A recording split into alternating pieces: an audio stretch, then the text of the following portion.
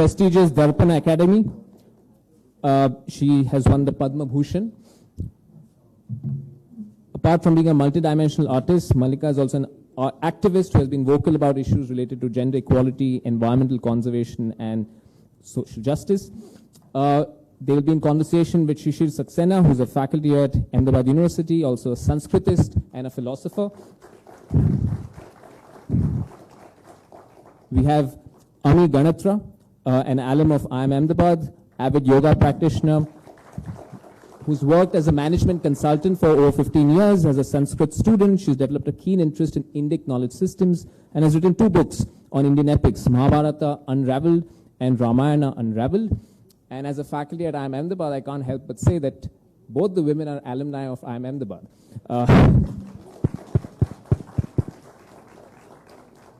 Over to you, Shishir, and look forward to a wonderful session.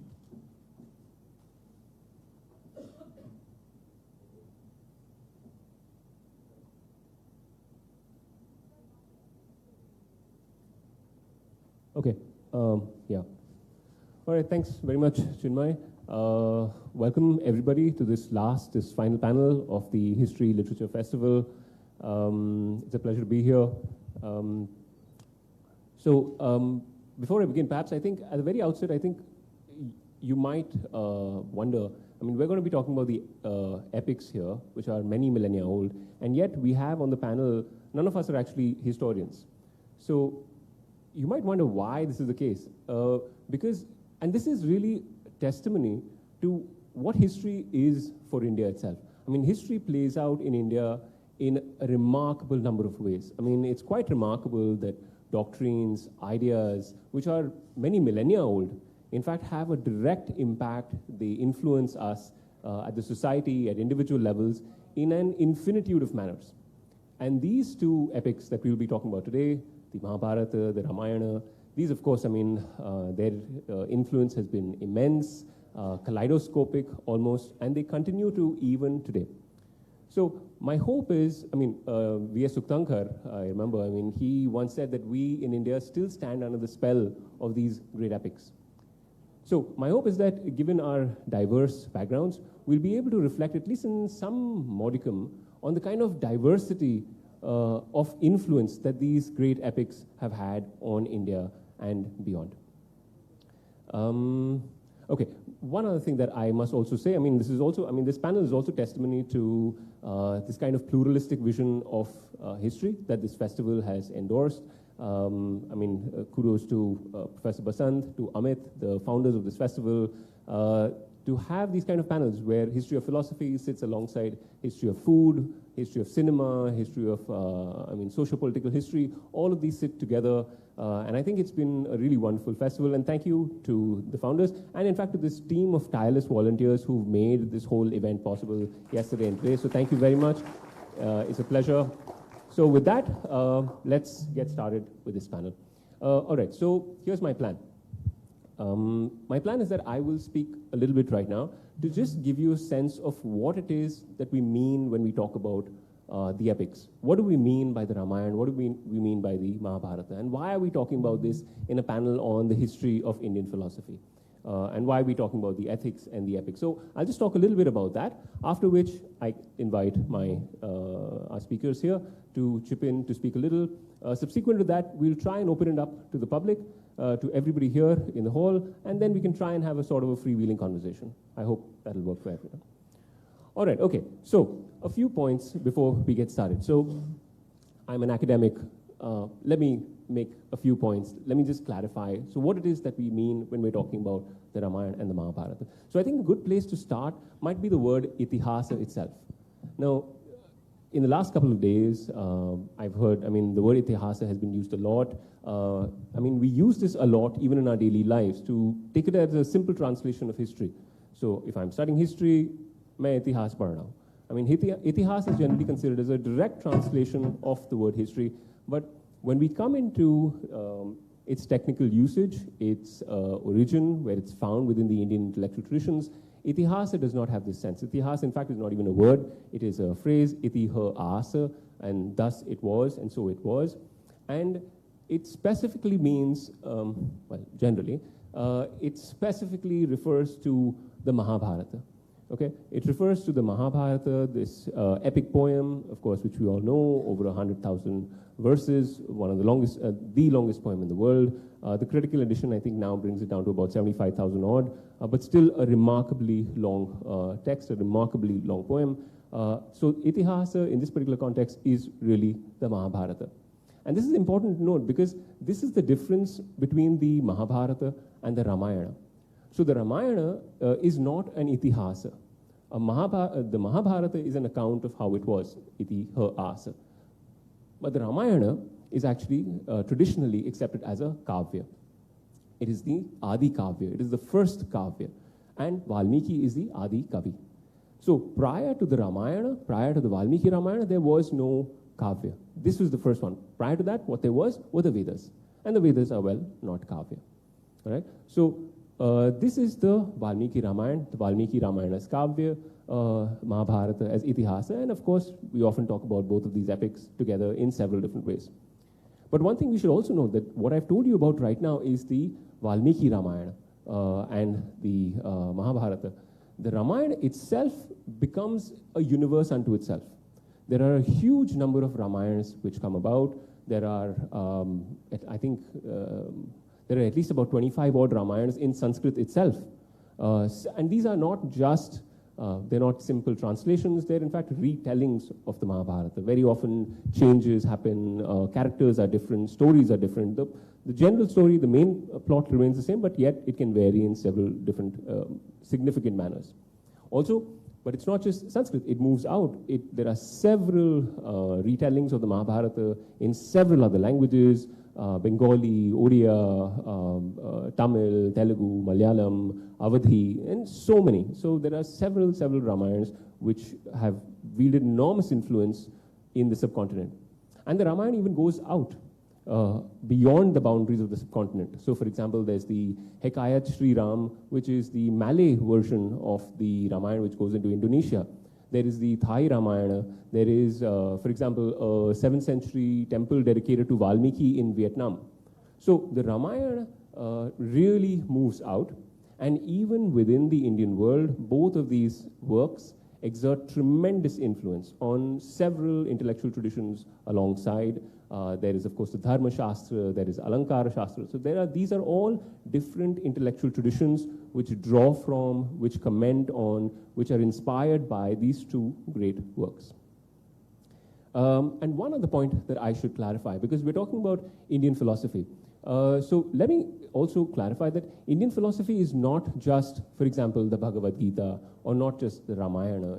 This is not just Indian philosophy. In fact, generally, when we talk about Indian philosophy, we actually conflate Indian philosophy with the tradition of Darshana Shastra. I mean, even today, I mean, if you were to ask Google, for example, to translate the word philosophy for you into Hindi or any other Indic language, they will generally give you, the word they will give is Darshana. So the reason for that is there was a tradition called Darshana Shastra, and another intellectual tradition, which is another about 2,500 plus years. And there, the main points of discussion in Darshana Shastra are Pramana and Prameya.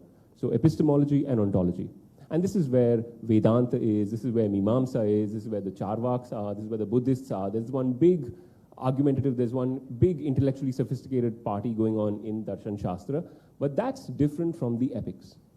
So that was the scope. The scope of Darshana Shastra was Pramana and Prameya. The scope of the epics, however, was ethics. Ethics, how do we live? In all of this kind of, in all the gray that is human life. I mean, human life is not just black and white. There are so many gray situations, there's all of this. So these were the things which were primarily discussed in the epics. Epics was really the ground for this. And the framework within much of these discussions were happening. This was the framework of the Purushartha. The fourfold Purushartha, Dharma, Artha, Kama, and Moksha. I imagine many of these things will be talked about as we go along, but so just to kind of give you the lay of the land, where we are, what we're going to be talking about, what we're talking about really is the Mahabharata and the Ramayana, the itihasa, the kavya, the adi kavya. We're talking about ethics, essentially the framework in Purushartha, Dharma, Artha, Kama, and Moksha. All right. And before I perhaps now invite one of our speakers to come in, maybe I just leave you with one thought, one line, in fact, from the first verse of the Lochana of this great philosopher, poet, art critic, Abhinavagupta, where he says, Sarasvatyas tattvam kavi sahridaya akhyam vijayate. So the tattva of Saraswati, the essence of Saraswati, is the kavi and the sahridaya. So it's not just the poet, it's also the sahridaya. And who's the sahridaya? And somebody who listens with an open, with a sensitive heart, with a sensitive mind. All right? So that's about what I will say. I'll stop here, and I now invite Ami, or... Okay, Ami. All right, so Ami, now speak.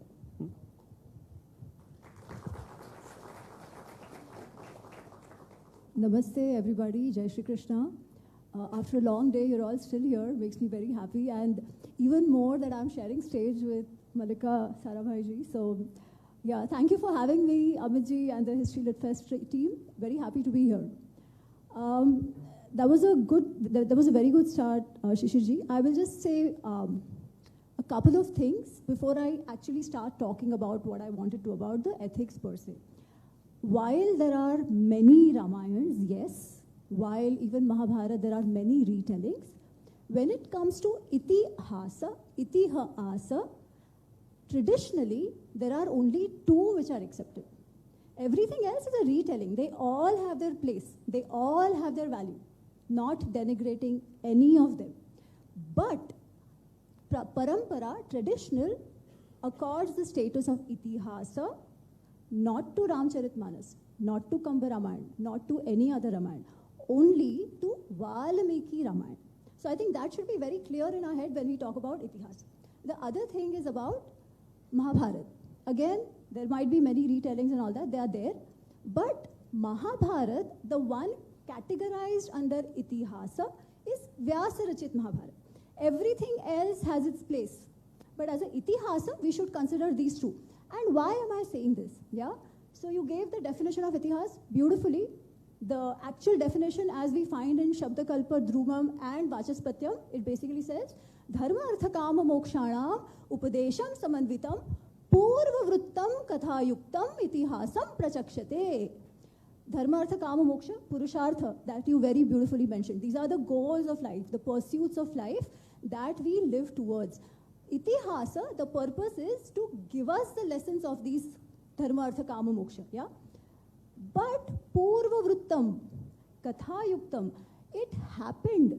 Itiha asa, so it was, thus it happened, right? So purva vrittam, this happened. Now, if we are saying this happened, that means there is some truth to it, right? So if there is some truth to it, if the truth is twisted, then that cannot be considered, well, that can be a retelling, it can't be the original. So while everything has its place, if there is a contradiction in two events, as narrated in Valmiki Ramayana versus in something else, then the value will go to Valmiki Ramayana more. Yeah? And also because as there is a essay which says there are 300 Ramayans, different people have written, and that is also the prasangikta, the relevance of those epics we have today as well. That today, in the 21st century or 22nd now, all of you are sitting here to listen to this topic. So the prasangikta still exists, the relevance still exists, right? However, all those authors who have done retellings, done kavyas based on Valmiki Ramayana, they actually credit Valmiki ji in their works as well. So they all agree that Valmiki Ramayana is the core, the source from where it comes, yeah? So just to be clear on that, and the reason is that when we start talking about ethics, there's where it starts getting complicated. Because we might pick up one incident and we all love to judge, no? That's the easiest thing to do. Sahi hai ki galat hai? Ram ji ne sahi kiya, Ram ji ne galat kiya. Arjun ne sahi kiya, usne ye galat kiya. Right? That's what we do. But now if we want to pass the judgment as well, knowing the itihasa for what it is first important. And then, of course, everything else has its value. Now, saying this, the topic is on ethics. Now, why do we need itihas to teach us ethics, is the other question. Kya karna hai, kya nahi, do's, don'ts, all that. That comes from the Dharma Shastras as well. We have some of it coming from the Upanishads as well. Then why itihas? we are sitting here in Ahmedabad. My college is IIM Ahmedabad. I studied there. I'm an alum from IIM Ahmedabad, like ma'am. We had a case study method of studying, yeah? What does case study do? There is theory, but to bring that theory to life, we have a case study method, and we actually see the concepts playing out. There is an example of how those concepts were implemented in some company, in some factory, how those were solved, and then what would we have done, right? That is how it is. Itihas is nothing but a case study of life that we learned from our ancestors, yeah? And that is now where the ethics come in, that how did they live those ethics in their life, and how did it impact them? Hence, what is in it for me to learn from them? Okay, and that is why knowing itihas is also important, and we are all sitting here. Now, there is one word used, dharma. Okay, I know there are lots of questions that are going to come, hence I am just explaining certain terms that I will be using for setting up the answers that I might have to give, yeah? So there's a dharma. Both Ramayana and Mahabharata, they're also called the Dharma Shastra. Dharma Shastram idam proktam, Artha Shastram idam punyam. Artha Shastram idam proktam, Dharma Shastram idam punyam. This is called for Mahabharata. For Ramayana, they say, Kamartha guna sanyuktam, Dharmartha guna vistaram. That which has all the tattvas, which explains Dharma, Artha, Kama. Both for Mahabharata and Ramayana. Now, there is an explanation of not dharma, but ethics, which comes in many smritis. One of them is dhriti, kshama, damo, asteyam, shaucham, indriya nigraha, dhi vidya, satyam akrodho, dashaha, dasham dharmasya lakshanam. They say there are 10 indications of dharma. What are those? What we call actually ethics. Dhriti, kshama. Kshama is forgiveness. Damo, self-restraint. Asteyam, not to steal. Satyam, truth. Akrodho, not to be angry. All of this. We know these are all important. But they say this is the lakshana of a dharma. Now, why dharma? What is dharma? Unless and until we understand dharma, the ethics itself cannot be seen in isolation. Okay, and I'll tell you a story for it. But let's first see what is dharma. So the word dharma is definitely not religion as we tend to think of it. Because truth, this, that, all that, this is of course a part of religion, but that is not only religion. Otherwise they would have said God, upasana, ritual, all that, right? If dharma was religion, but that is not the case. Then what is dharma? Dhru, the root word of dharma, is also the root word of dharati. What does dharati do? Dharati upholds. It sustains, right? So, dharma is a dharayati iti dharma. That which upholds and sustains is dharma. Sustains and upholds what? Any system that we are a part of. That system could be a samaj, that system could be Ahmedabad University, that system could be a kutumba, all of it, yeah? That overarching principle which allows the sustenance of a system, that is dharma. Then, if sustenance is the goal, then we are being told that speaking the truth, not stealing, showing restraint, not being angry, ahimsa, all of that, those things are important. And that is now obvious, right? Because if everybody is killing each other, what will happen to the society? If everybody is lying, there is no sanctity of contracts, what will happen to the society? So clearly all this is important. But is it really that simple? Now that's where Mahabharata comes in. There is a story in Mahabharata. I'll just say the story and I'll end, yeah? So the story is from the 17th day of the war. I've said this a lot of times, so if you've seen my podcast, you might have heard it, but it's one of my favorite stories. It's the 17th day of the war. Most Kaurav warriors are dead. You have Karna, you have Duryodhan, Shalya, Ashwathama, but everybody else is now dead. Till now, Karna has not been able to justify the trust which Duryodhan had put in him. But 17th day, he's like, come what may, aaj to main dikha dunga. So he brings out his the Vijay Dhanush that he has and all of that. And then he goes out to fight. Now when he goes out to fight, whoever comes in his way, he manages to defeat them. He manages to make them run away, yeah? Which includes Yudhishthir also. So Yudhishthir is massively injured. in the face-off he's had with Karna. So his Sarathi, he takes Yudhishthir back to the camp because he's so injured. So dawai wawai lagane ke liye wapas leke jate hain. So now Arjuna and Bhim, they don't see Yudhishthir on the battlefield and they are thinking, "Kare kahan gaye? Where did our bhaiya go?" Because if the king is caught, the war would have ended anyways. So Bhimsen says, "I'll wait here, aap jaake dekho." Arjuna and Shri Krishna, they go to the camp, to the Shibir, to see Yudhishthir. Now Yudhishthir is in pain, physically very wounded, yeah? And he's also, his ego is hurt because Karna defeated him so badly, so his ego is hurt. So when he sees Arjun coming, Yudhishthir thinks Arjun has killed Karna. अभी तो वहाँ तो उनकी लड़ाई हुई भी नहीं है, वो सामने भी नहीं आया है. But युधिष्ठिर को ऐसा लगता है, वाह, आज तो कर्ण मर गया और मेरे भाई ने उसको मार दिया. So when Arjun comes, he's like, "Arey, wow, I'm so happy. I knew you could do this. You've killed Karna. I'm very happy with you and all that." And Arjun's like, "No, bhaiya, I've not killed Karna. I'm yet to face him. We were just worried about you. So we've come to see you. Abhi jaake I'll fight with him." Now listening to this, Yudhishthir is very, very angry. Also because he's seen in the beginning, right from the beginning, right? Arjun is dilly-dallying, especially when it comes to fighting with Bhishma Pitama, Dronacharya, all of that. So he's so angry because also he's deluded and in a lot of pain. He says, "Arjun, you have not come to see me. You've run away from the battlefield because you're afraid of Karna. I know very well. तुमसे अच्छा तो if Ghatotkacha and Abhimanyu were alive, they would have been of more use to me. ये तुम्हारा जो गांडीव है ना, which you carry so proudly, hand it to Krishna. You are of no use to me. At least let him fight." So when Arjun hears this, he also becomes angry. Garam khoon to hai. He removes his sword and he runs towards Yudhishthir. Krishna is watching all this. And when Arjun does this, he's like, "Arey bhai sahab, kya ho gaya? Where are you running?" So Arjun says, "I have done a pratigya." That pratigya says, if anybody tells anything to my Gandhi, if anybody says that give this Gandhi to somebody else, I will kill that person. Unfortunately, my brother has said this. I have to do my pratigya satya. Cannot be anrita, cannot be false. I have to make it satya. I am a kshatriya. So now I have to kill my brother. I have no choice. And Krishna says, "What dharma, what satya are you talking about? Do you understand what is dharma? Do you understand what is satya? Is this person in front of you, is he your enemy? Are you on the battlefield? Is he carrying any arms? Nothing at all. Nothing at all. And you're going to kill him and you are trying to explain to me what you're going to do is satya and dharma. Doesn't make sense at all."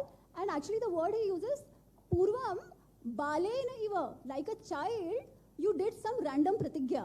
And now that stupid pratigya, to fulfill that, these are the words he uses.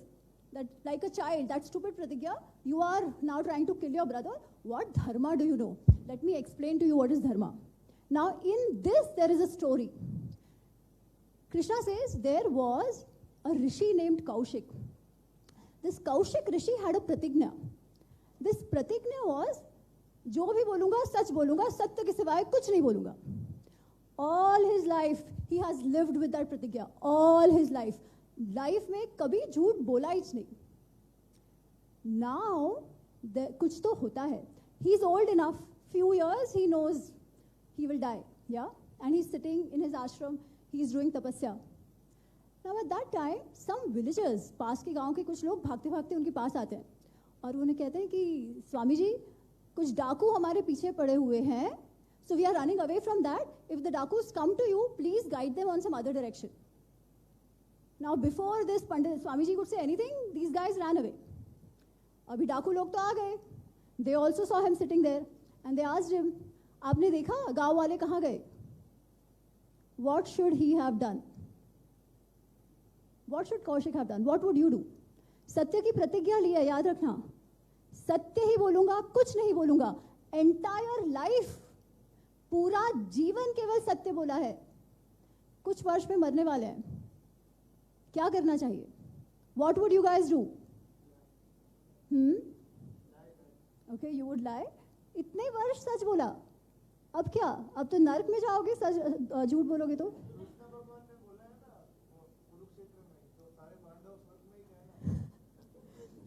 So Kaushik, क्योंकि तब तक कुरुक्षेत्र हुआ नहीं था, है ना?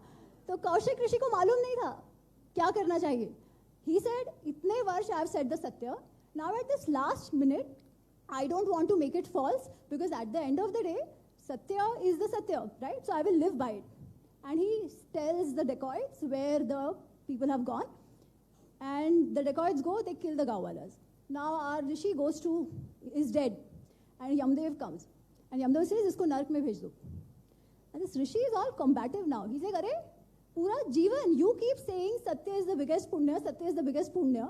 And now I've done punya all my life and you're sending me to narka. This doesn't make sense at all. Aisa kaisa, mera adhikar hai swarg mein jane ka." Yama says, "What do you understand, Satya? Yad bhoot hitam tat Satya." Only and only in which there is hita, there is benefit of the larger, of the society, only that is Satya. Because of you, the innocents were killed. That cannot be Satya. That was not Satya at all. That was adharmik. Satyasya paramam sadhu. Satya is in fact is definitely important. Na satyat vidyate param. There is nothing beyond Satya. But a dharmavid, somebody who understands dharma, who has to understand that context, after thinking whether this is going to help or not help, with a yogastha buddhi, with a clean objective buddhi, he can decide whether this is satya or asatya. Sometimes satya looks like asatya and asatya looks like satya. And then Krishna says, this is dharma. Dharanat dharmiti ahu, dharmo dharyati praja, yah syad dharan sayuktam, saha dharma iti nishchayah. Dharanat dharmiti ahu. From sustenance, because it sustains, it is dharma. Dharmo dharyati praja. Dharma upholds the society. If everybody starts behaving like Rishi Kaushik, what will happen? Your society will get killed that way. The bullies will always win, right? So he says only that which helps the sustenance of the system is dharma. Yahasyat dharan sayuktam saha dharma iti nishchayah. Only that which allows sustenance, that is dharma. And that goes for ethics. Values. Why are these values important? Because they help the sustenance of the society. As long as those values help the sustenance of the society, they are useful. Sometimes the same value, which was great at one point in time, can actually lead to destruction of the system.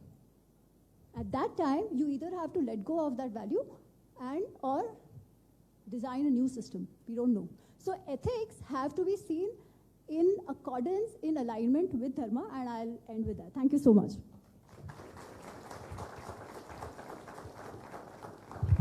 Thanks, Ami.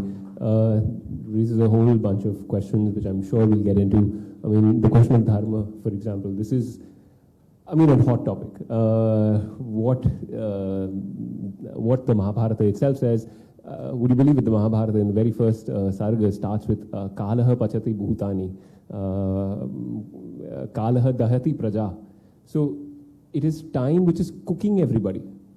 Kalaha Pachati Bhutani and Kalaha Dahati Prajaha. So it is time which is burning everyone. So there is a lot of things which have been talked about. I mean, the Yaksha Prashna, for example, a very important topic. I mean, very, very important section where the Yaksha asks Yudhishthira as well, which is the highest dharma. And in fact, he lists Anushamsya. Anushamsya is in fact a very important value which is developed within the Mahabharata. And this is particularly important vis-a-vis Ahimsa. Because Anushamsya literally means the same thing as Ahimsa, but yet there's a difference between Anushamsya and Ahimsa. And Yudhishthira says, Anushamsya paro dharmaha, paramartha chya me matam. So the highest dharma is in fact Anushamsya, and it's even greater than the paramartha. What is Anushamsya? How is it different from Ahimsa? I think these are all things we'll talk about in a bit. But I'm very keen to listen to Malika ji as well. I mean, she spent tremendous amount of time, performer par excellence. I'm sure has engaged, thought about the epics in myriad ways. Of course, Peter Brook's the Mahabharata as well. So really looking forward to hearing what Malika ji has to say about the ethics as well. Hi, greetings. I rarely feel like a fish out of water, but I do here. I can't recite a Sanskrit couplet to save my life. I'm sure many of you are in the same situation as me. No? Are you being dodapaniya? it was interesting to hear Ami, because the majoritarian viewpoint in India has always been of the upper caste North Indian. And it is this which is becoming even more majoritarian today. Every definition of a dharma that Ami gave is what we live today. Satya and asatya. History and the rewriting of history from the imagination of those that run WhatsApp universities. That is our truth today. As we speak, textbooks are being rewritten. Entire periods of history which are considered not useful are being rewritten. We stand at a point when all these discussions are perhaps a moot point. What is dharma? Who defines it? Is it what is rammed down your throat? If I say that this is my Paramatma,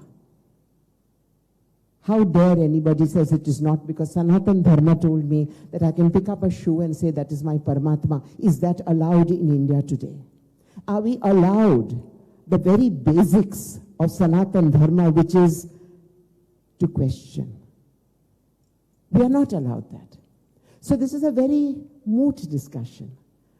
It can only happen in Ahmedabad University or another university, because we live surrounded by everything that we have to question, and yet the mute button is passed on not only speech, but on thought. So what is dharma? What is adharma?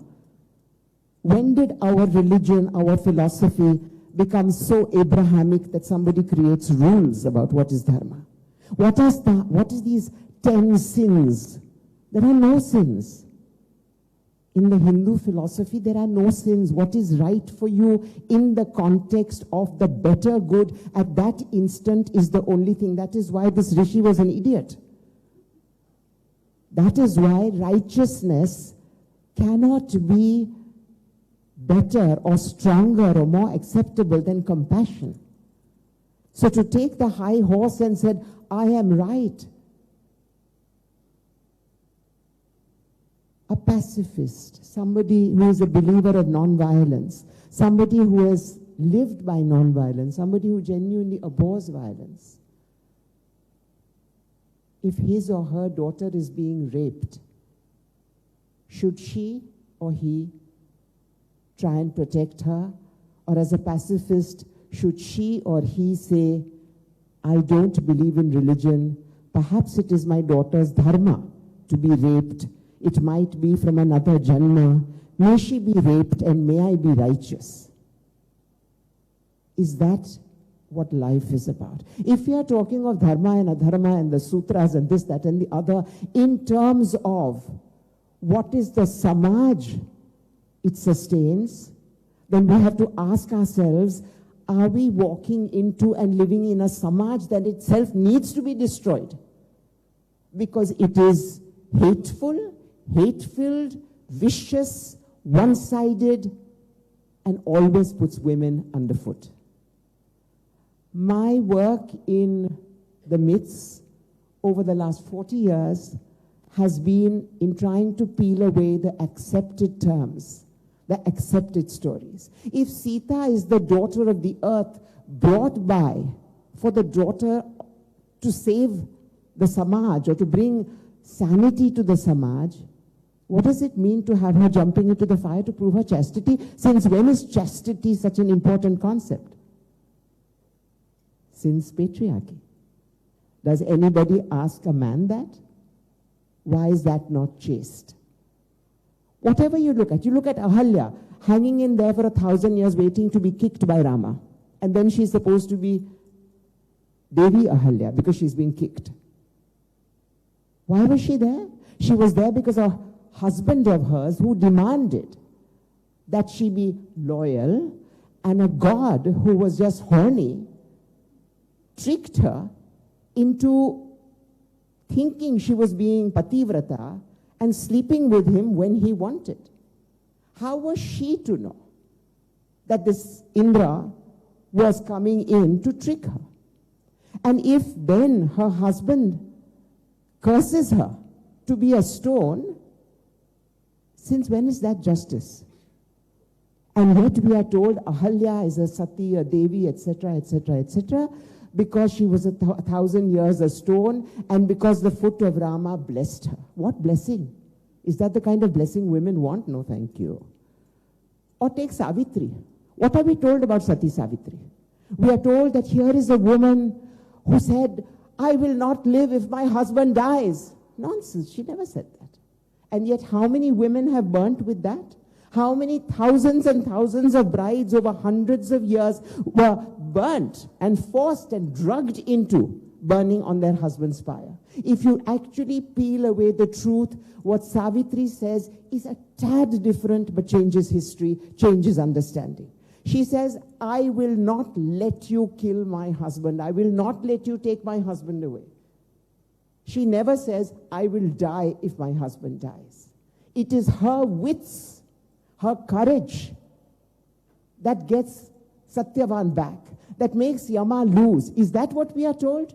Are we told, be like Savitri, be brilliant and take on everybody because they are bullshitters? Is that what we are told? No, we are told, be the pativrata stri, always look down, and whatever your husband says, do it. If he says, jump into the well, jump into the well, then you will be blessed. When will I be blessed? If all the Duryodhana clan and all the Pandava clan all went to the same place and we don't know whether that was hell or heaven, then when will I be blessed? I live in today. I don't personally care what happens to me after I'm dead.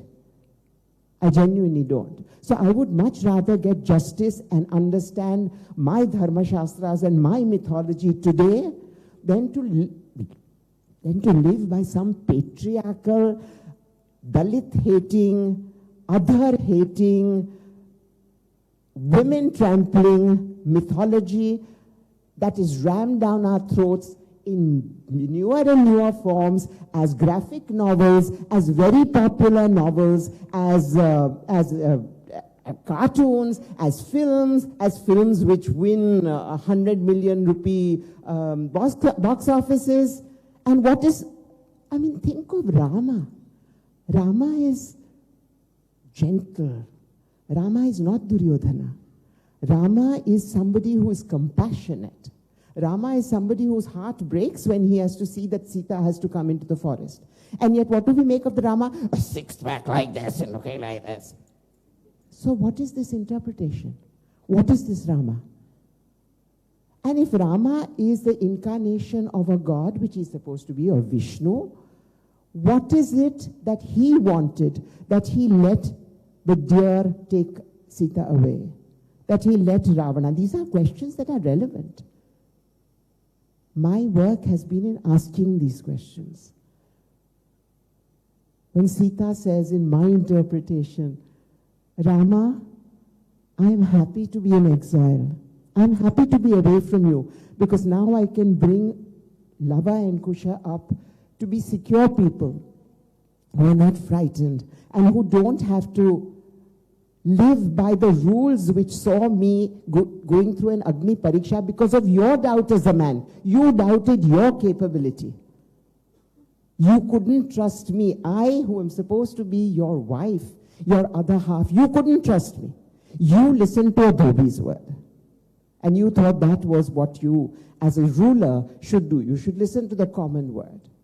There are so many interpretations. It's a question of where we place ourselves and whether we even think about them. We don't think about them. We think, we will argue that, nahin, ye Mahabharata theek nahi hai, yahan kallu log ko kyon le aaye, which is what I was asked for 5 years. Have we read it? When we suddenly take umbrage at some interpretation of something, are we so weak that we think we can protect our gods? Then why are the gods in a temple? We should be in the temple because we are the protectors. If you are a believer, and I'm a doubtful believer, if you are a believer that God or Goddess created us all, then surely we are the puny ones. Why are we protecting our gods and goddesses? They are quite capable of standing through all the nonsense that we churn out over the millennia. These are my views. They are not academic. They are lived. Thank you.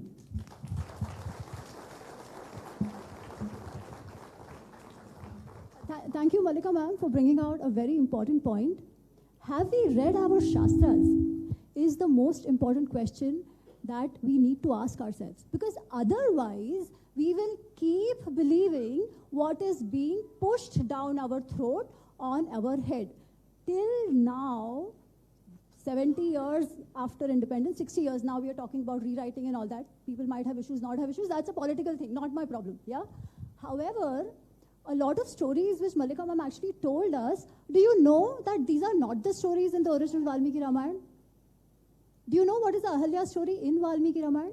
We never questioned. Even if we questioned it as a victim. Aise kaise kar diya? We didn't go back and say, Arey, aise kaise? Let me go back and check. Actually, the reason I started writing is not because mere mein bahut akkal hai, aise kuch. That was not the plan, yeah? But I had these questions and I was like, what is the text saying here? How is Ram, as she rightly said, he's kicking a stone, damn it. And I'm supposed to feel as a woman empowered because of that? Doesn't make sense to me at all. I said, let me go back and see what Valmiki Ramayana has. And I will tell you the story of Ahalya, because then I really hope you can go back and question all the stories you've heard till now, which you were made to believe are all patriarchy and this and that and all that, and hence the Dharma itself is bad. Yeah. So what is the story of Ahalya? Was she really tricked? No. It was a consent. She is Gautam's wife, and Ahalya is extremely beautiful. The name itself, Ahalya, there is no fault in her. She's very beautiful. And Gautama is a decrepit old guy. Huh? Gautama is a decrepit old guy. It doesn't tell us exactly, but whatever, you can assume. It doesn't matter, yeah? So Ahalya is extremely beautiful. And Indra, as we know, desires her. So he wears Munivesha and he goes to Ahalya. Ahalya, Sahastraksham Vignaya, that is what it says. Having known this Sahastraksha is Indra. Mati Chakara Durmedhe, Indrasya Kautuhalat, it says. She was like, Indra desires me.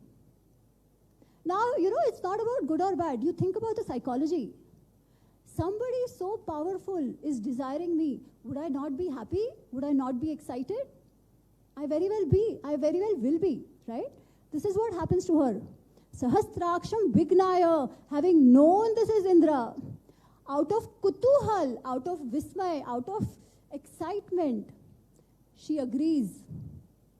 And then she says, Kritarthavasmi, I am satisfied with the samagam. Now you go, Shigra Gacham, go fast and save me from Gautam. Save us from Gautam. That is what she says. We talk about consent. Here is a lady who has given her consent. Gautam comes back. What would happen if today people sitting here, we are all mature, you catch your wife or husband red-handed? We can judge Gautam, that is our, we can see whatever values we are. I don't care about what are individual values, yeah? But he catches her and him, and sabse pehle, even before coming to Ahalya, he tells Indra, Vifalam bhavishyati, you will become impotent. And we are told the balls of Indra just fell. Okay, and then there were some goat ka balls which were put to him and stuff like that. Anyways, Ram ka, sorry, Ram, Eve and Ram hota na, uska balls are put to him. Anyways. Of course, Rams are even more horny than Indra. That's why he doesn't stop, no? He keeps doing these things. So anyways, so first he gives him Shrapa. Then he tells Ahalya that whatever you've done, you've done. I am going from here. That is his choice to be or not be with that spouse. As a wife has a choice, the man also has this much, we have to give it to them, right? And he says, you be here, nirahara bhava. Without eating, if you care, you do tapasya here. And if you do tapasya, then maybe after a few years, if Ram comes, I will also come back. Something like that he says, yeah? So it is not about she becoming a pathar. Pathar kuch hai hi nahi. And isiliye, when I started this, I said, When we talk about itihasa, I'm talking about Vyasa Rachita Mahabharata and Valmiki Rachita Ramayana. Many people have said many more things over it. Yeah? But what should we take when we start putting a society, when we start imposing a narrative on the society? The original. Uske baad, jo bhi hua, hua yaar. Of course, jo bhi hua, bura hua. And we absolutely need to challenge it. And hence, whenever questions are raised, they are not necessarily bad. Just because we thought we were the experts and what we knew was truth, hence humko koi prashn nahi kar sakta hai, hence nothing else should ever happen. Yeah? So then what happens with Ahalya? Does Sri Ram touch her? No.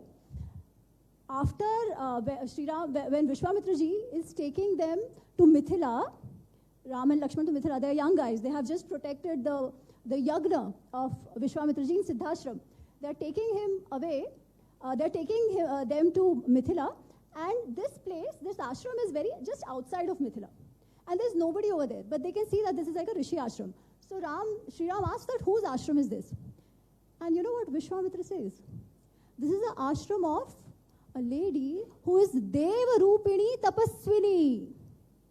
This is a lady who's a Deva Rupini. And then he tells him the story and he says that this lady has been doing tapasya. Why?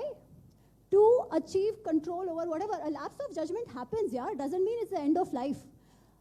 But if you believe that it is a mistake and you get control over it, you have to work towards it. Actually, that is, I'll come to that, the Kam, Krodha, Lobha, Moha, Mad, Matsarya wala part. But for now, just finishing the story. She is a Deva Rupini, she is a Tapaswini. Come in, Padau Jagrahatu. Fall at her feet is what the text says. Sri Ram and Lakshman, they are only 16. Now this makes sense, right? They actually fall at her feet. And she does their Atithya. Now see the change of narrative just by going back to the original. One more point I'd like to say. Sita ji ka Agni Pravesh is extremely disturbing, right? Will it sabke liye hoga yaar? How can I as a woman take it? But to say कि Sri Ram का अग्नि परीक्षा नहीं हुआ is actually a little misplaced, and I'll tell you why. It is just that we have to take the society at that time with whatever values they had. But pariksha hui ki nahi is the question we need to ask. Acha, sabse pehle when the Agni Pravesh happens, Sri Ram actually says, I have no sanshaya at all, but I know there will be a lok apavad, hence I didn't stop her. Still Agni Pariksha hua, so there was a test of chastity. Aaj ke paripeksh mein ekdam galat. However, the Pariksha of Sri Ram happened how? You see this, yeah? When Hanumanji saw Sita Ma in the Ashok Vatika, Hanumanji convinced her that he's sent by Sugriva and Sri Ramji. He says, you come back with me. Why do you want to stay here? You come back with me, I'll take you right way. Yeah? Sita Ma says, first she says, Aapka veg bahut hai, I maybe can't live up to the veg and all that, so I won't come. Then she says, but the more important reason is this. If I come with you, the credit of taking me away will be yours. What will happen to my husband? Unke sar pe kalank lagega that he couldn't protect his wife and he couldn't even rescue her. That kalank will be on his head. Hence, I will not come with you. He will have to come here, defeat Ravan and take me away. I'm okay to stay here till then. And tell him, if he doesn't come in 1 month, I won't be able to take this any longer. Now, ek baat samjho, they don't even know where Lanka was. They don't even know how the pull was going to be made. There was no army, nothing. In that sense, wasn't it the pariksha of the Purushartha of Sri Ram? Right? Acha, what was the thought in Sita ji's mind? Mere pati pe kalank na lage. We say Sita Ma ko bola ki अरे लोग क्या कहेंगे was important for Sri Ram. What is important for Sita Ma? लोग क्या कहेंगे मेरे पति के बारे में? Is it really that different? Actually, the relation of Sita Ma and Sri Ram in Ramayana is beyond beautiful. If you have to make a romantic movie out of it, there is no better story than this. You don't find anything like that in Mahabharata also. Yeah. So again, there are multiple views, values which people will have. We need to have Shastrartha, we need to have debates, we need to question. And I feel like questioning to hum yahan par bhi kar rahe hain na, nobody is stopping us. The questioning needs to happen, no doubt about it. But most importantly, don't stop at questioning. Try to find out what the Shastras have actually said. There might be some things which make sense. There might be some things which are not required. And that is why, again, the definition of Dharma becomes important. If that value is not helping sustain the society today, throw it, yaar. But don't throw it based on kahi suni baatein. Yeah? Don't throw it because it's a narrative imposed on us without actually us knowing what we are talking about. Yeah? So that's the only thing I will say. Now, it is nobody's fault. Those texts are very bulky. Sabke bas ka bhi nahi hai, no doubt. A lot of what has been written, unfortunately, is only fiction and retelling. Yeah? So much is written, it's usually fiction and retelling. So my only request to all of you is, go back, study, read, find resources where you can actually read the original Shastra. Thank you. This is a debate that we can debate forever. I just wanted to add one layer. Yes, I know both these stories, of course. I just wanted to put one layer and then we throw it over to questions. I don't want Ami to respond. Just that, why was it that a super beautiful woman like Ahalya was palmed off to an ancient, decrepit sadhu? This is a question that has a whole other story to it, as every marriage like this in our mythology does. So there are layers and layers and layers and layers. And it's a question of how many layers you want to unpeel before you say, bas yaar. All right. So, I mean, you can see how incredibly important the Ramayana and the Mahabharata even today is. I mean, it's millennia old, but doesn't matter. We will talk about these stories. As the Sanskrit scholar on stage, permit me just, and the academic here, let me permit me to at least give you a brief view about something that Ami was kind of alluding to, what the issue really is at stake.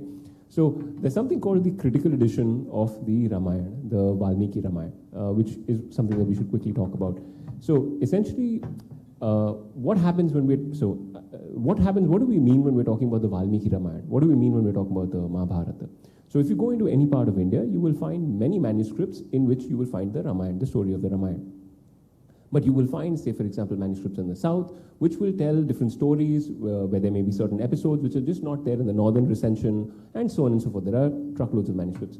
Now, there was a massive philological effort from about 1919 to about the early 1960s, where the critical edition of the Mahabharata was put together. The entire 18 Parvans, starting with the general editorship of Suktankara. And there was, and by about 75, from 60 to about 75, there was the, at the Oriental Institute in Baroda, they came out with the critical edition of the Valmiki Ramayana. Now, this is important to understand. So this is the critical edition, and scholars today now accept that the critical edition of the Valmiki Ramayana, which has come out looking at numerous number of manuscripts, looking at numerous number of scripts, is our closest estimate to what we think this must have been the original kernel. This must have been the original Valmiki Ramayana. And subsequently, there are, of course, variations. Of course, there are several tellings and so on and so forth. But if we want to know what was the Valmiki Ramayana, the best effort that we have, given all of our scientific techniques, given all of modern philology, it is the critical edition. Now, here's the catch. Here's the really interesting thing. The Valmiki Ramayana, the entire Valmiki Ramayana, the critical edition, has been out since 1975. All of these discussions, who said to what exactly was said, effectively you need to read the Sanskrit.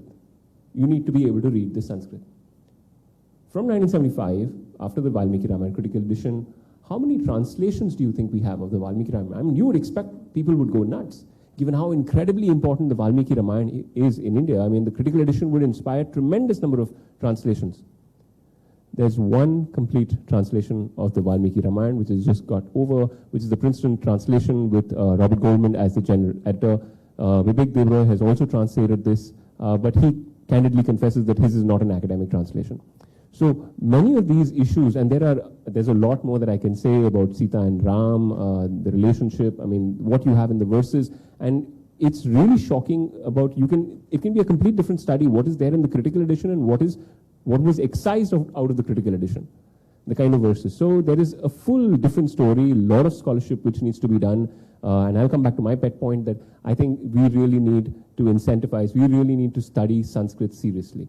We need to study Sanskrit seriously because these are not simple, trifling matters. These are remarkable works. These are remarkable works of immense beauty, and they still have a huge amount of influence. They still draw massive reactions for, against, in between, wherever you are. But what we really need to do, and that is our effort here at Ahmedabad University, that's why I'm here, the effort to try and study these things seriously. All right, so with that, I'll stop here. Why don't we now open this up to everybody here in the room? I imagine there are going to be lots of questions. I already see a lot of hands up. So yeah, we'll go around. All right. Who is it? Me? Okay. Yes. Peggy. All right. Seeing as we are a culture which once upon a time were resolutely non-literary, we have the orally preserved Rig Veda. Even the Samhitas were kept orally. Now I'm hearing that a manuscript is your best evidence of what was the Ramayana. We know that every time something is written, there's a huge oral tradition that precedes it. How do you decide? I'm very suspicious of philologists because they go for manuscripts and they go for tiny details. There was a huge culture varying in the different ecosystems of India about what they wanted to highlight about the Ram and Sita story of migration as far as I'm concerned. Others may have other notions of what it was.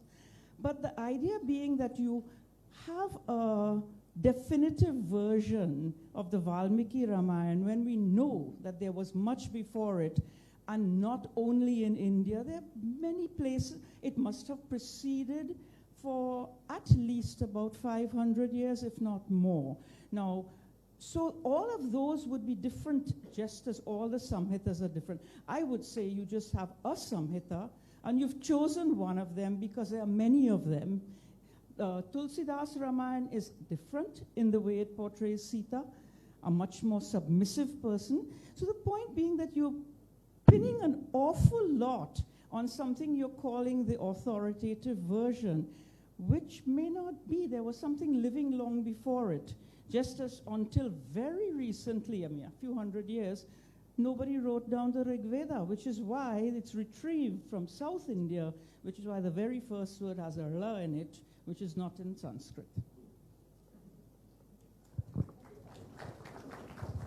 Maybe I'll take that one. I'll just briefly respond. So yeah, I mean, there are lots of things to say. I mean, I won't get into the intricacies of philological processes.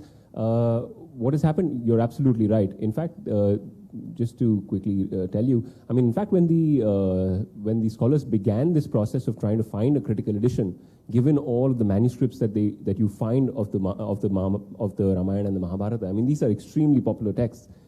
The assumption was that they will not find a common core. They assume that, in fact, you will find some things which are just so far out that no philological principle will actually justify a common core. And what is really quite amazing, and this is really quite amazing, I mean, this is really the strength of the oral culture. I mean, for example, it's really a shock that we still have the exact Rig Veda, which is composed thousands of years back, given the strength of the oral tradition and things like that. So the assumption was, the modern assumption, philological, was that, in fact, we won't find a common core. We will find everybody will be telling different stories. But the critical edition came out. The edition was approved, given all of these philological principles which were put into place. And today, given the kind of, the little scholarship, the nascent scholarship, but certainly certain amount of scholarship which has gone into it, today it is certainly accepted, starting with, say, for example, Professor Goldman and the whole team which worked on the Princeton translations, that the closest we can get, because we do expect that this was, and this is the text which has been generally considered by the tradition as the starting of it all. This is the Adi Kavi, this is the Adi Kavya, there's the whole Bija, the whole story of the Kroncha birds, it is the Kroncha who was killed, all of that. So this is generally considered to be the common core, and despite all of the expectation that we won't find a critical edition, it's been found. And most scholars today accept that this is the common core and this is something that we should actually run with. And just to add to that, right? when he says critical edition, he means Valmiki Ramayan's critical edition. Yeah? Ramcharitmanas, which we know Tulsidas ji has written, he himself first refers to Valmiki ji. He's not saying, I am rewriting Valmiki Ramayana.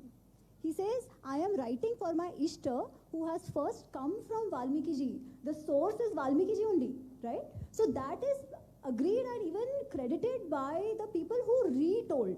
So retelling and all that is one thing. They all agree. The original comes from Valmiki ji. So now the question is, which Valmiki Ramayana? Because there could be, as he very rightly said, lots of manuscripts, lots of oral tradition of within Valmiki Ramayana as well. So it was actually the most surprising factor that a lot of manuscripts found, both for Valmiki Ramayana and for Mahabharata. You know how many manuscripts were used by the Bhandarkar Oriental for Mahabharata? 1,262. 1200 manuscripts came through and written. There was no computer. Yeah, they went through each of it. One beautiful 4-part essay to read this and to understand this is Suktankar ji's on the meaning of Mahabharata. It is worth going through. I will request all of you to read. It's only 80 pages, and he was the editor, so he actually explains a lot of this. So please do check it out on the meaning of Mahabharata. Hello, ma'am. My question is to you, and sir, to you too, that you told us everybody that... Hi, could you introduce yourself and stand up, because we have no idea who's talking and where you are. Oh, you are here. Can you introduce yourself? My name is Parikshit. I am student of Sanskrit. So I just want to ask you, ma'am, and sir, to you too, that you already told us that we should read our original text. So my question is about, in original Mahabharata called Jaya, how many slokas are original in original Mahabharata where Vyas wrote it, and how many slokas added later? Just please tell us, and then just tell us that how Uttarkand was added after in Valmiki Ramayana after so many years. So we could really read that not everything that is in original text are written by original author. Okay, very, very good question, Parikshit. I'm glad you asked. So this thing about Jaya to Bharat to Mahabharata, which is regularly touted, it is only a theory and that's it. There has not been a single manuscript which says Jaya, so many shloka. This was a reconstructive exercise which was started by German Indologists because they thought there will be a core. Okay, so is there a Jaya to Bharat to Mahabharata? Do we exactly know? No. Lot of people have tried. Lot of people, different people say different things. People say actually the war itself is the core, which is the part of Jaya. ठीक है? ये बहुत बातें होती है. But there has not been one manuscript which says this is Jaya. That is one.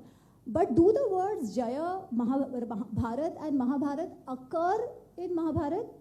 Yes, in the Adi Parva itself. Yeah, and Jaya and Mahabharata are actually used ek saath, synonymously used. The word Bharat is used in a little different sense. It is used in the sense that when Vyasji composed the Mahabharata, he created a bigger version which was then taught to the Devas and all of that. Wahan par they use this word Bharat and all that. ठीक है, फिर appendix and non-appendix and all that they explain. But do we find in Adi Parva also that there is a Jaya, then it became big and then it became bigger? No.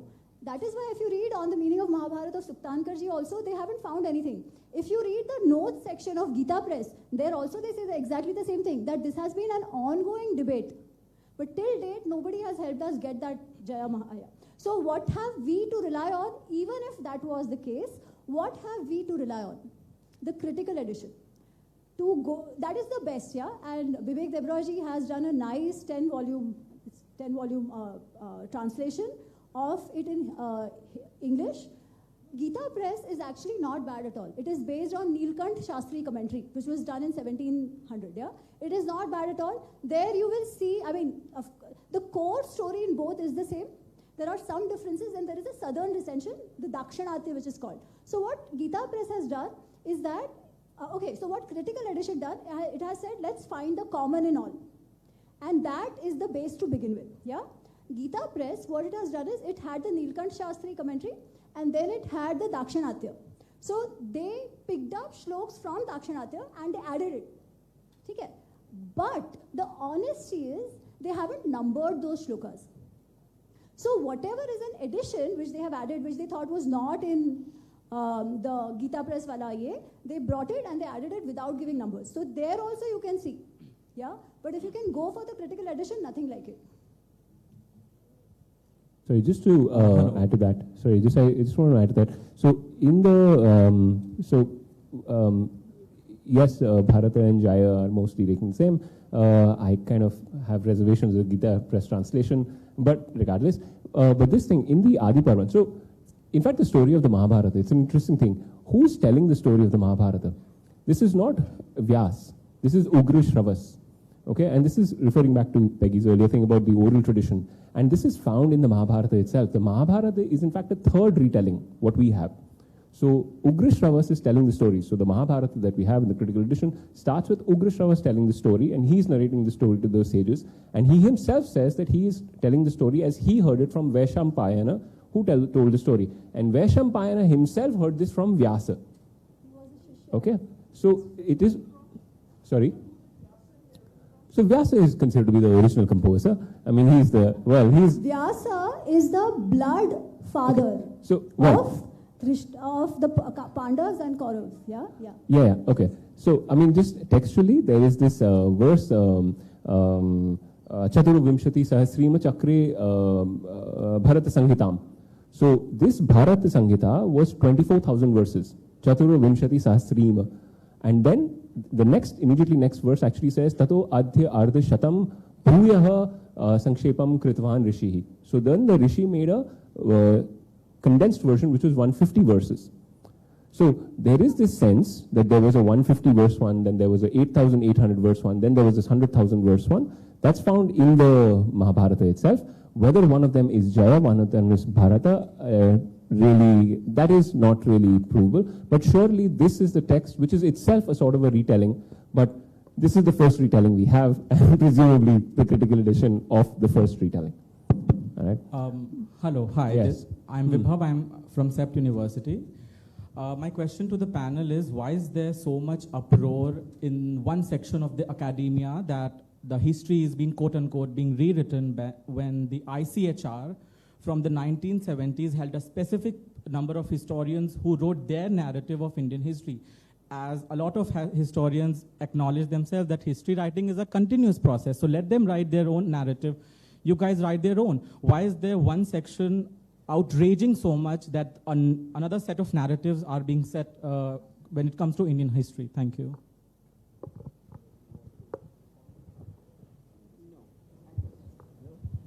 Okay. I mean, exactly. All right. Okay, fine.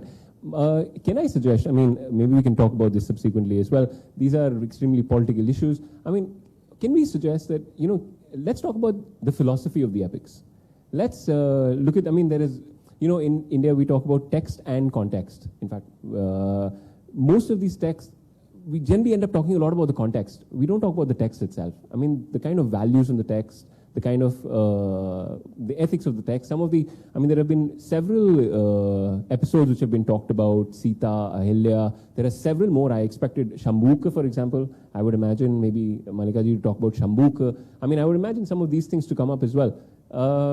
Maybe something about the ethics, but maybe we can talk about this after the panel. Yeah? Somebody?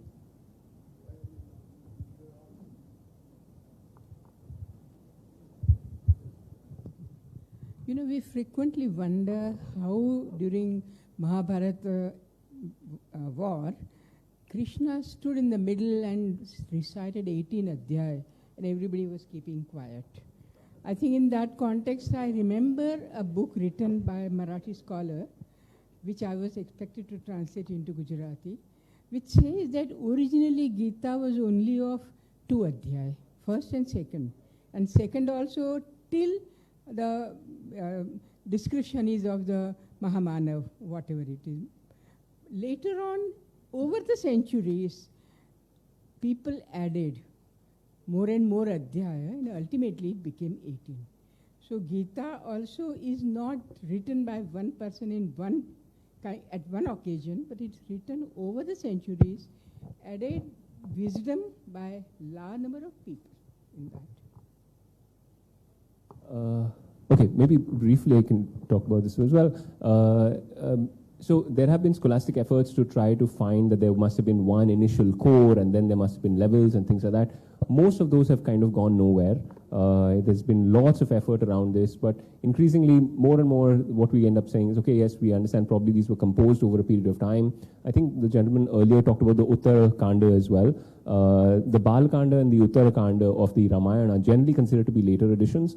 Probably, I mean, but we still end up thinking that, okay, you know, it's about 2,000 years old. The Uttara Kanda, for example, in the Ramcharitamanas, in fact, these are retellings are so different. There is no Uttara Kanda in the Ramcharitamanas. So the all of those very strange issues about Sita Tyag, about Shambhu Vadha, all of this stuff is in fact just not found in the Ramcharitamanas. But I'm keen. Can I add something on Uttarakhand? Okay, yeah, sure.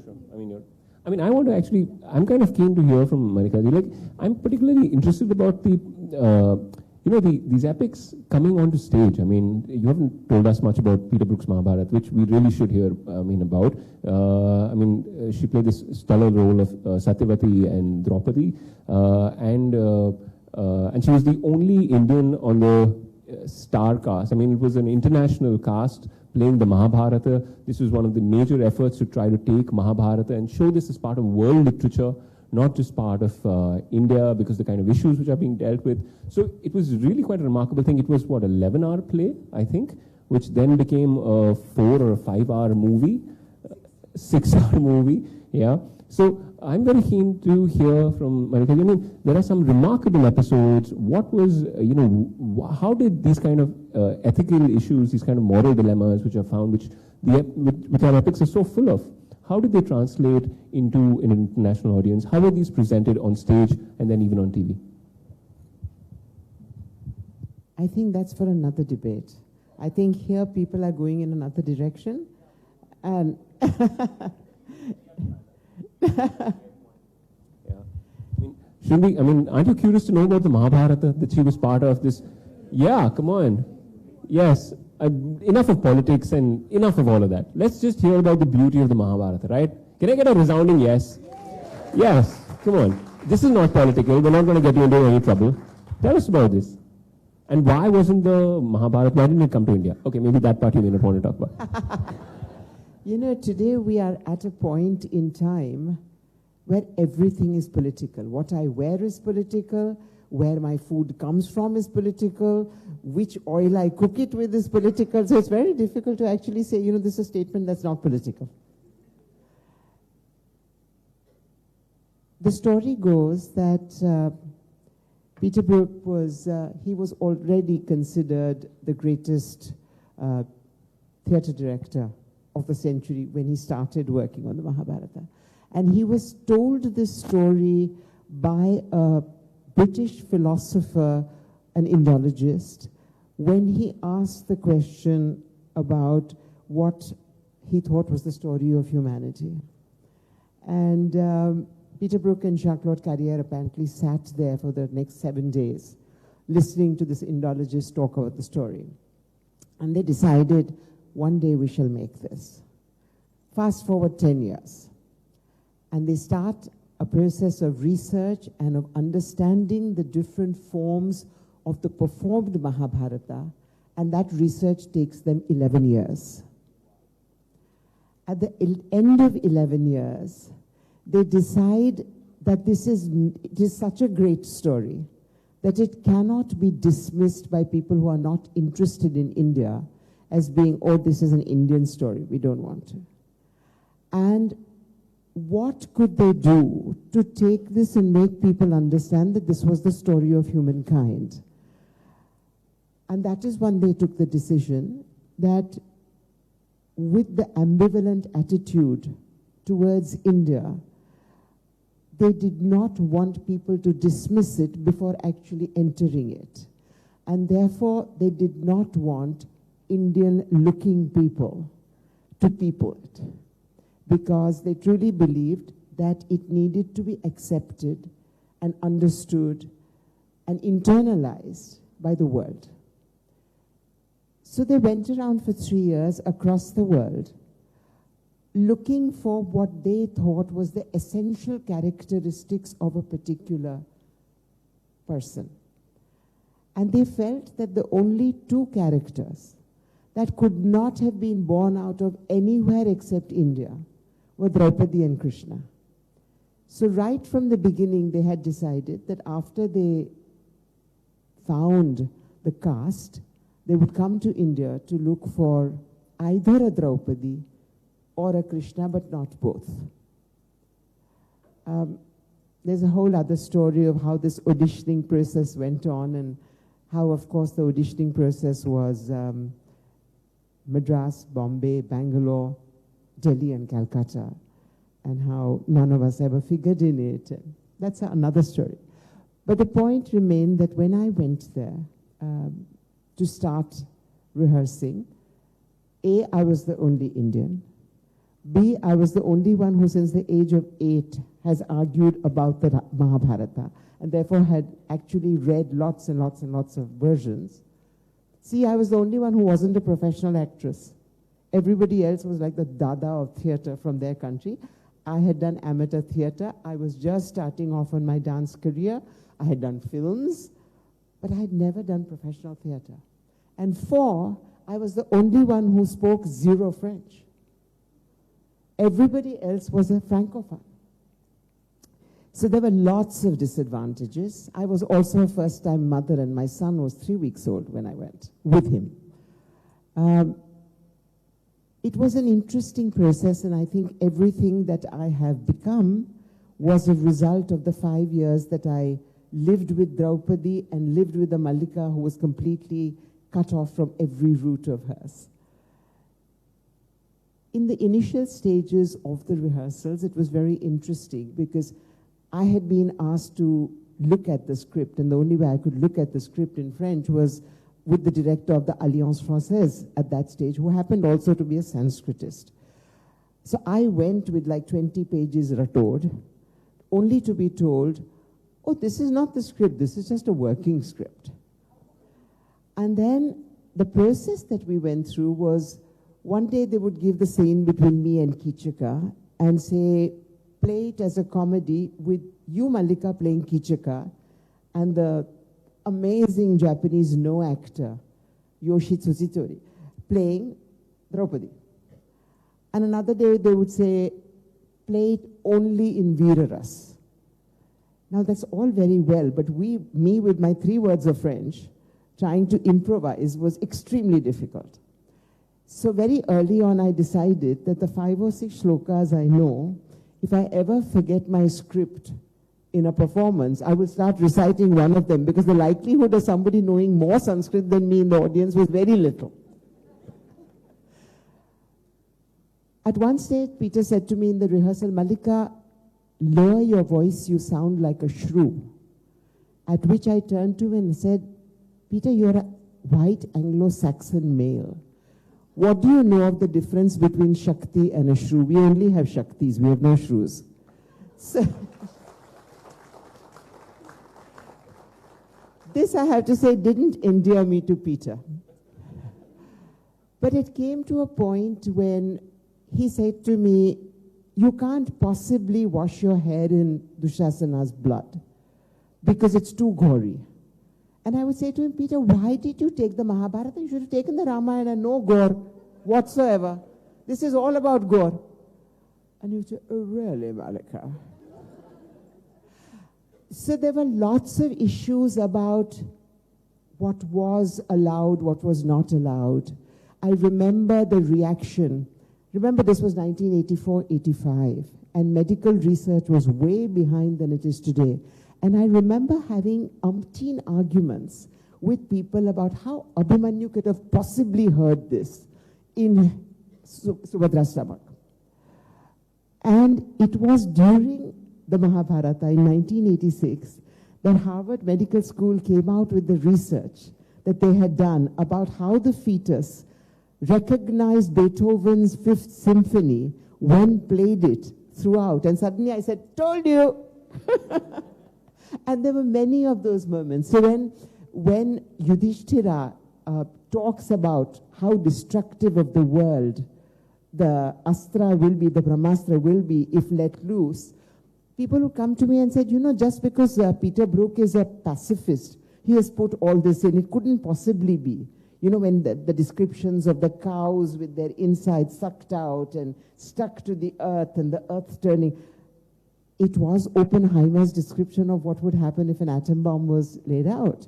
And Peter would go to great lengths to say, no, this was written, it's written, this description exists. It's not my interpretation. What the Mahabharata did do, our production of it over 5 years, and first in French, then in English, then a film version, then a television version, was that I had women across the world, from very trendy young French women who said, Madame Sarabhai, on n'est pas féministe, we're not feminists, but this kind of woman we like. To Aboriginal women in Australia, warming up to her and wanting to hug me, to big fat black mamas in Harlem saying, yeah, girl. And I thought, my God, there is something that is happening here that is touching women of all kinds, that is somehow making them feel that it is powerful both to be feminine and feminist. You don't have to be one. You don't have to reduce the femininity of yourself and wear the pants, so to speak, to be powerful and to have agency. And this seemed to be touching women across the world. And it is that really decided my future career in saying that the best way to bring about change in attitudes against women primarily, but also against Dalits, also against the other, is to actually use material that is beloved to the people and just show them how a perspective change can make it still beloved. That one was not threatening their belovedness. One was just saying that perhaps it needs to be looked at differently. And that the reason you are pujoing somebody, they are pujoable, but that perhaps you need to look at it slightly differently. And that has really been the fulcrum. Those 5 years have been the fulcrum of all the work that I have done since.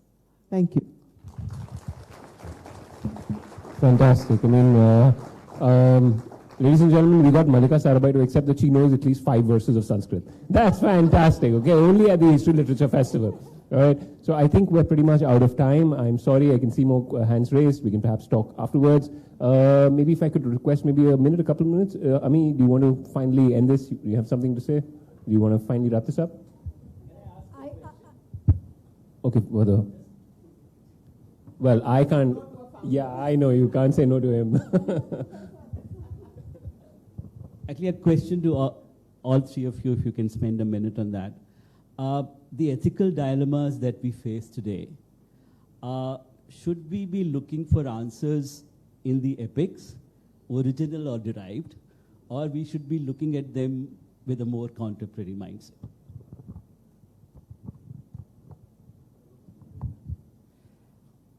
I think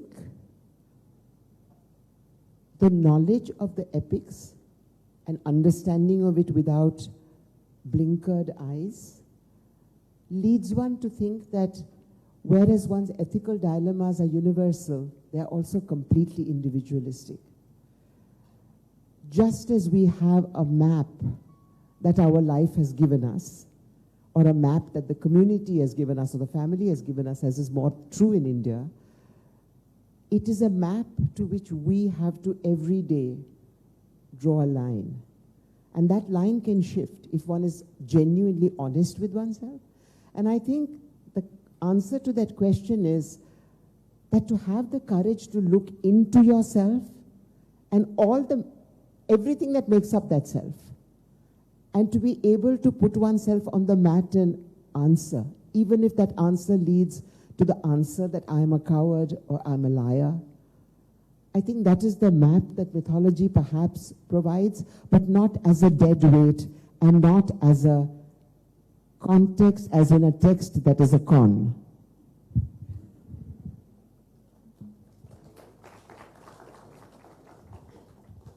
So I fully agree with what ma'am said. I just want to talk about two instances. We know the biggest dharma sankat, the ethical dilemma, is during the war itself, right? Where the dilemma is, should I kill my kutumba, my entire family, versus my other kshatriya dharma, nyaya, my whatever, all of that. What is the approach with which Arjun reaches out to Krishna? He says, I'm completely deluded. First he says, I can't do this. No, I can't fight, all that he says. And then he says, I'm completely deluded. Shishyasteham shadi mam tvam prapanna. I surrender to you. You teach me. Yeah, that is a humility. We may not have a mentor, so to say, but the approach to say that, okay, I am confused, I can seek help, possibly there's something I don't know, let me take a step back and see. Yeah. So that is the approach which I personally found very useful in the text. The other thing is, when Krishna tells him what to do, he doesn't say do this, do that, because of course initially he says you fight and all that, but the end of the 18th adhyaya, he says, Yatha icchasi tatha kuru. Now you do what you want, right? Now you do what you want. But what has his discourse been on, apart from the bhakti part of it? He's talking about yogastha kuru karmani. Yeah, everything goes back to yogastha. What is this yogastha to begin with? And that was the question I was asking. And then, of course, there is this thing that you try indriya nigraha, try to control all your senses and all of that. And I'm like, how? Yeah. This is also what Arjun asks, that you're telling me to control my mind, but it is very difficult because, it's like holding air. How do I hold air? That is what you're asking me to do. And Krishna says, asanshayam hi mahabaho. Definitely it is very difficult, but you can still do it. How? Abhyasena tu kaunteya, vairagyena tu grahayate. You will have to do abhyas. Abhyas of what? Developing the objectivity where I can actually, when I'm faced with a dilemma, I know whether I am bringing in my emotions or thinking about it objectively. Now, it's not easy, yeah? We will still make mistakes. We may not learn this all our lives, but to at least be aware that am I looking at a problem from the position of kam, krodha, lobha, moha, mad, matsarya? Are the emotions coming in? Or in spite of the emotions, can I step out? And like a consultant, I'm a consultant, right? People paid us for what? Just going in and telling them the third party perspective. What is this third party perspective? Because we are the people not involved emotionally in that system, we are able to take an objective view of it, and that is why they paid. And what Krishna is talking about, yogastha, is basically that. So are there any easy ways? No. Basically, Krishna is saying be yogastha, and where these texts really help is how can we get there? That's how I see it. Thank you. Can I get 1 minute, Chinmay? Just 1 minute. I mean, I'll just go back to my tradition. I'll just go back to the Sanskrit tradition and tell you what Abhinavagupta, the person who I started this whole thing with, he says about the Mahabharata. He says the whole point of the Mahabharata is in fact to evoke a 9th rasa.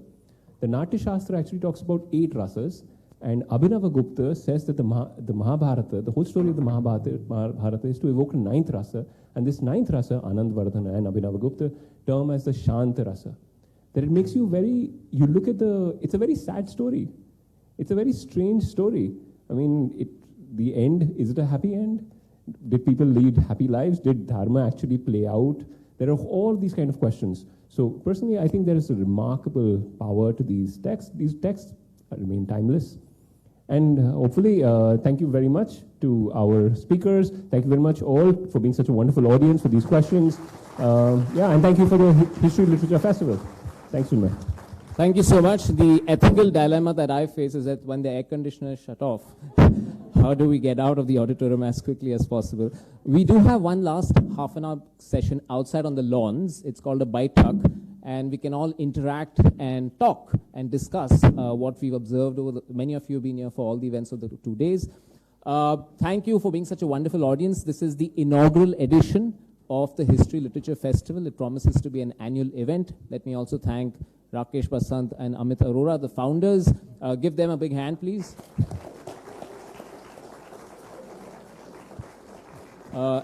Ahmedabad University, the faculty and the volunteers, give them a big hand as well. Finally, we'd like to give mementos to our panelists. If you can please come in, Shishir, just hand over the mementos. And the mementos happen to be Harappan seals, by the way.